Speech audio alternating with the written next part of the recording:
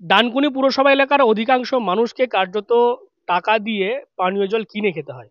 যে সমস্ত পানীয় জলের কোম্পানি রয়েছে সেখান থেকেই মানুষ গ্যালন গ্যালন ড্রাম ভর্তি যে জল সেই জলই কিনে কার্যত পান করেন। পুরসভা থেকে যে জল দেওয়া হয় আমি দেখাবো, এই যে ট্যাপ আপনারা দেখতে পাচ্ছেন, এই সমস্ত ট্যাপে যে জল বের হয় সেই জল কিন্তু খাওয়া যায় না, এমনটাই স্থানীয়রা বলছেন। এবং আমরা দেখতে পাচ্ছি যে কয়েক মাস ধরে এই সমস্ত ট্যাপের মধ্যে নতুন করে কিন্তু মিটার বসানো হয়েছে, দেখতে পাচ্ছেন মিটার লাগানো হয়েছে। সেখানে মিটারের যে সংখ্যা, কত জল খরচ হলো না হলো সেই সমস্ত বিষয় কিন্তু এখান থেকে জানা যাবে। এবং এই মিটার লাগানোর পরেই কিন্তু একটা ধোঁয়াশা বা একটা প্রশ্ন উঠছে, তাহলে কি এই মিটার, এই যে পানীয় জল খরচ হবে, তার জন্যও কি এবারে সাধারণ মানুষকে ট্যাক্স দিতে হবে বা কর দিতে হবে? কারণ এই আমরা দেখেছি যে এর আগে আবর্জনা সেটা নেওয়ার জন্য কিন্তু পুরসভা কর চালু করেছে, ট্যাক্স তারা আলাদা করে নিচ্ছে, এমনটা কিন্তু দেখা গেছে। দেখুন, পৌরবাসী এলাকা তো একটা পৌরসভার ট্যাক্স দেয়। তাছাড়াও ওরা নতুন করে কিছু অভিসন্ধি আবিষ্কার করেছে, যেটা হচ্ছে ময়লা ফেলার জন্য টাকা নেওয়া হচ্ছে। এবং এই জলের পাইপ লাইনের উপর যে মিটার বসানো হচ্ছে, এর ভিতরে একটা গভীর চক্রান্ত কাজ করছে। অদূর ভবিষ্যতে এই জল ট্যাক্সও মানুষকে দিতে হবে। আমরা এমনি পরিষেবা জল, মানুষ খাবার জল এলাকায় পাচ্ছে না, টাইম কলে জল নেই, কিন্তু নতুন করে যদি আবার এই ভ্যাটে ময়লা ফেলার টাকা, আবার জল কর ইত্যাদি করা হয়, তাহলে মানুষের জীবন তো দুর্বিষহ হয়ে উঠবে। আমরা চাই এই যে দূর অভিসন্ধি যে চক্রান্ত, এই চক্রান্ত থেকে পৌরসভা সরে আসে, মানুষের ন্যূনতম পরিষেবা, মৌলিক যে অধিকার, সে অধিকারগুলো দিই। আমার নাম প্রদীপ গোলদার, আমি 6 নম্বর ওয়ার্ডের বাসিন্দা। হ্যাঁ গেছে। হ্যাঁ মিটার বসানো আছে। ওটা মিটার বসানো আছে, বললো ওটা পরে আর কি মিটারে যা উঠবে তার জন্য পয়সা দিতে হবে। না ওটা ঠিক হবে না মনে হচ্ছে, কেন ওটা আমাদের উত্তরপাড়ার থেকে লাইনে আসবে জলের, বললো ওটা খাওয়া যাবে, ওই জলে সবকিছু হবে। এখন ওই জল তো খাওয়া যাচ্ছে না, এই জলটা আমাদের পৌরসভার থেকে দিয়েছে, ওটা এখন খাওয়া যাচ্ছে না। বললো উত্তরপাড়ার থেকে যে লাইনটা আসবে ওই জলে খাওয়ার হলে খাওয়া যাবে, আর জল তোমাদের কিনতে হবে না, যে জল কিনছে, যেই জল কিনে খাচ্ছে তার জন্য সেই পয়সাটা মিটারে যা উঠবে সেইটা দিতে হবে। এবং এই সুযোগেই কিন্তু যেমনটা বিরোধীরা বলছে যে পুরসভা ঠিক যেমন এই আবর্জনার জন্য ট্যাক্স নেওয়া শুরু করেছে, আগামীতে ভবিষ্যতে হয়তো এই পানীয় জলের জন্যও যে মিটারগুলো বসানো হয়েছে তার জন্যও কিন্তু ট্যাক্স দেওয়া হতে পারে। না, আমরা তো দেখছি যে ভাবে ময়লা ফেলার জন্য বাড়ি বাড়ি থেকে 20 টাকা করে নেওয়া হচ্ছে, এবং দোকানদারদের থেকে আরো বেশি টাকা নেওয়া হচ্ছে।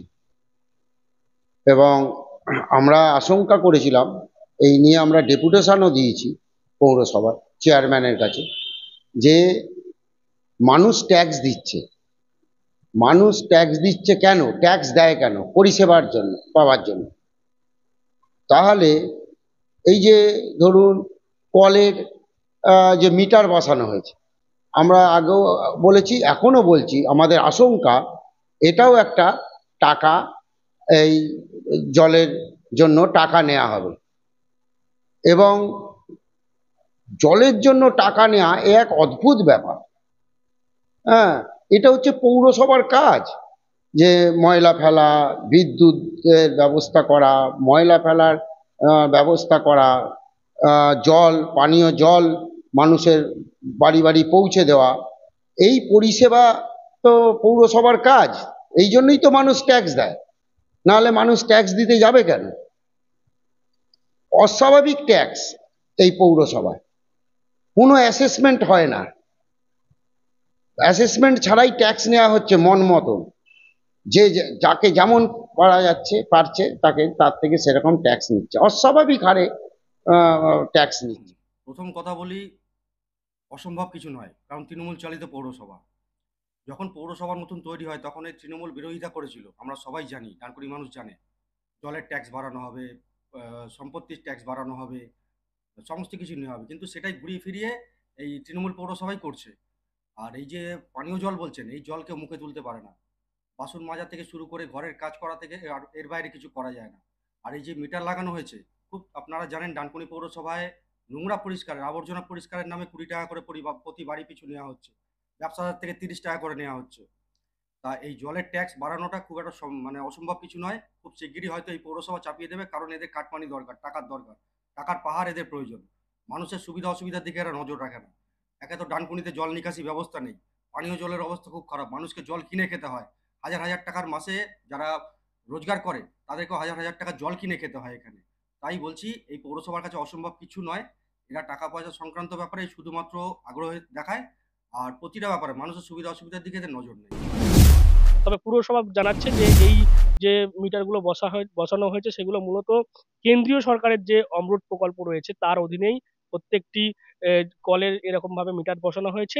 তবে এখনো পর্যন্ত কিন্তু কোনো নির্দেশ রাজ্য সরকারের পক্ষ থেকে আসেনি যে এই পানীয় জল, যে পরিশুদ্ধ পানীয় জল দেওয়ার কথা বলা হচ্ছে। আপনারা জানেন যে ইতিমধ্যেই নির্বাচনের আগে রাজ্যের মুখ্যমন্ত্রী মমতা বন্দ্যোপাধ্যায় তিনি উত্তরপাড়ায় গঙ্গা মিশন প্রকল্পের যে প্রজেক্টের সেটা উদ্বোধন তিনি করেছেন।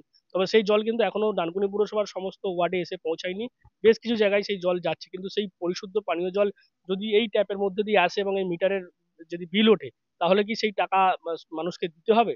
সেই প্রশ্নের উত্তরে কিন্তু ডানকুনি পুরসভা জানিয়েছে একদমই নয়। পুরসভার পক্ষ থেকে এখনো কোনো এরকম নির্দেশ বা রাজ্য সরকারের পক্ষ থেকে কোনো নির্দেশ এসে পৌঁছায়নি, তাই ট্যাক্স নেবার প্রশ্ন কিন্তু আসছেই না। দেখুন, আমরা পৌরসভায় ক্ষমতায় আসার আগে যখন বামফ্রন্ট ছিল তখন 30 টাকা করে নেওয়া হতো জল কর হিসেবে। তা আমরা আসার পরে আমাদের মাননীয় মুখ্যমন্ত্রীর নির্দেশে জল কর নিয়ে আমরা বন্ধ করে দিয়েছি এবং সেই অবস্থাতেই চলছে। বিরোধীরা বিভিন্নভাবে মানুষকে উত্তেজিত করার জন্য, বিভিন্নভাবে আমাদের বিরুদ্ধে কুৎসা বা ষড়যন্ত্র করার জন্য এইসব প্রচার করছে।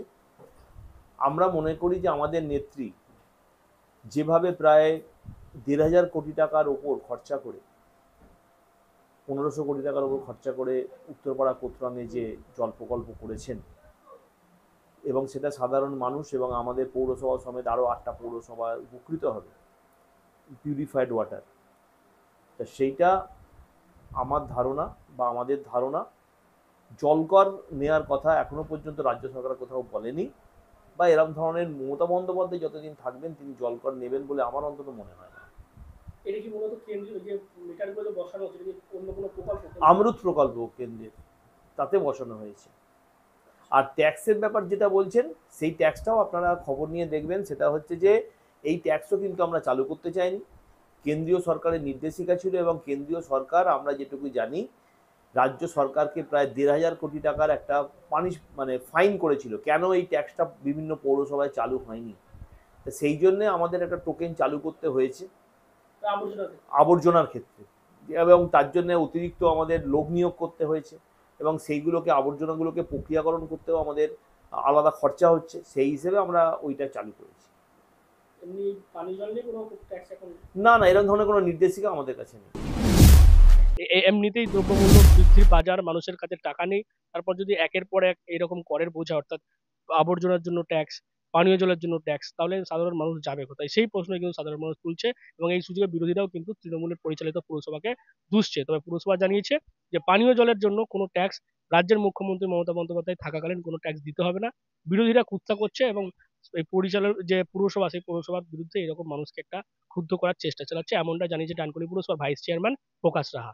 আপনারা কি বলবেন এই বিষয় নিয়ে? অবশ্যই কমেন্ট বক্সে। এরকম আরো খবর পেতে নজর রাখবেন ডিএনএন বাংলায়। ডিএনএন বাংলা সবার মনে, সবার ফোনে।